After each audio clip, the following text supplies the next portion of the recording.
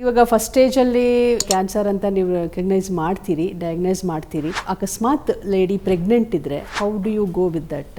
Pre cancerous ಅಂತ ಎಲ್ಲ ಇದ್ದಾಗ ಜನರಲಿ ಏನು ಅದನ್ನು ಟಚ್ ಮಾಡೋದಿಲ್ಲ. ಒಂದ್ಸರಿ ಡೆಲಿವರಿ ಆದ ನಂತರ ಅದನ್ನ ಅಡ್ರೆಸ್ ಮಾಡ್ತೀವಿ. ಆ ಟೈಮ್ನಲ್ಲಿ ನಾವು ಡಿಸ್ಟರ್ಬ್ ಮಾಡಿದ್ರೆ ಅಥವಾ ಆಪರೇಟ್ ಮಾಡಿದ್ರೆ ಅವರಿಗೆ ಪ್ರೆಗ್ನೆನ್ಸಿಗೆ ತೊಂದರೆ ಆಗ್ಬೋದು ಅನ್ನೋ ದೃಷ್ಟಿಯಿಂದ. ಮತ್ತೆ ಒಂದು ವೇಳೆ ಅವ್ರು ನಾರ್ಮಲ್ ಡೆಲಿವರಿ ಆಗಬೇಕಾಗತ್ತೆ. ಯಾಕಂದ್ರೆ pregnancy itself is immuno compromise conditions ಇರುತ್ತೆ, ಇಮ್ಯುನಿಟಿ ಕಡಿಮೆ ಇರುತ್ತೆ. ಅದ್ರ ಜೊತೆಗೆ ಒಂದು ಪ್ರೀ ಕ್ಯಾನ್ಸರಸ್ ಕಂಡೀಷನ್ ಇದೆ ಅಂದಾಗ added problem. It's very risky. Definitely. ಅಕಸ್ಮಾತ್ ಏನಾದ್ರು ಫಾರಿನ್ ಬಾಡಿ ಯೂಸ್ ಮಾಡ್ತಾ ಇದ್ರೆ ಲೈಕ್ IUDಗಳು ಅಥವಾ ಬೇರೆ ಇನ್ಯಾವುದೋ, is it leads to cancer or it's okay, it's safe? It is not like that. ಈಗ ನಾವು ಒಂದು ಕಾಪರ್ಟಿ ಇನ್ಸರ್ಷನ್ ಮಾಡಿರ್ತೀವಿ ಅನ್ಕೊಳ್ಳಿ. See what is copper T? It's not generally present in our body. It is something foreign body only. So body will react to any foreign body. So ಆ ಥರನೇ ಇರುತ್ತೆ. Chances of infection ಜಾಸ್ತಿ ಇರುತ್ತೆ.